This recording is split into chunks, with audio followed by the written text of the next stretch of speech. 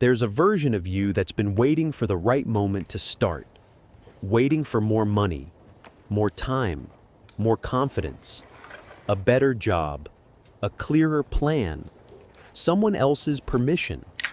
And while that version waits, life keeps happening anyway.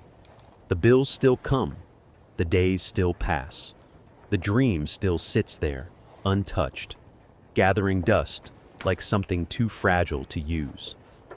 Nobody tells you that the waiting itself becomes its own kind of prison.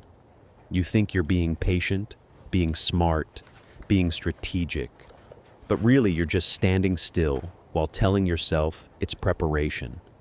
The truth is uncomfortable. Most of us are not short on ability. We're short on willingness to begin with what's actually in front of us, instead of what we wish were in front of us. Think about the last time you postponed something because you didn't have the right conditions. Maybe it was starting a business with a half-finished plan instead of a perfect one.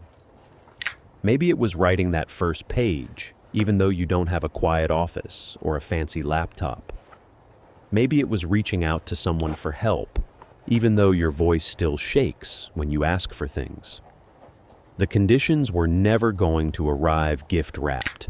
They never do. Life doesn't hand out ideal circumstances.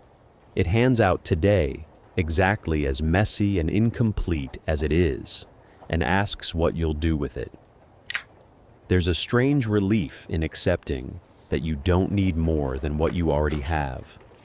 Not because your resources are enough to guarantee success, but because they're enough to guarantee movement.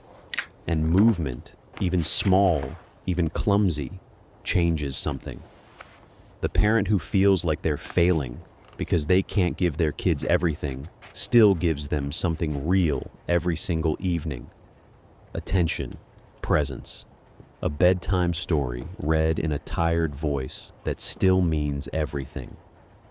The person stuck in a job they didn't choose still learns skills there, still builds relationships there, still becomes someone slightly more capable there, even if it doesn't look like progress from the outside. This isn't about pretending your limits don't exist. Your limits are real. Not everyone starts from the same place, and it would be dishonest to say otherwise. But limits were never the deciding factor in whether you try. They only decide what your first step looks like. Someone with less will have a smaller first step than someone with more. That's fine. A smaller step still moves you forward. Staying frozen moves you nowhere, no matter how much you have.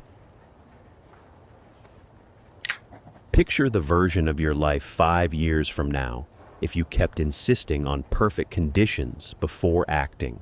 Then picture the version where you used whatever scraps of time, energy, and resources you had right now, exactly where you're standing. The second version isn't cleaner or easier. It's just alive. It's in motion. It has scars and mistakes and half-finished attempts, but it also has actual progress because it stopped waiting for permission that was never going to come. You don't need the mountain to move before you take a step. You just need to place your foot somewhere solid enough to hold your weight today. Tomorrow you'll find another spot. That's how anything worth building gets built. Not in one grand leap from nothing to everything, but in 100 imperfect movements made by someone who refused to stay still just because the path wasn't fully lit. So, look at your hands. Look at the room you're sitting in. Look at the hour on the clock right now. That's your material. That's your workshop. That's your moment. Stop asking for more before you begin, and start asking what the next honest step looks like with exactly what you've got. Begin there. Begin now. Begin imperfectly. Because imperfect and moving will always outlast perfect and waiting.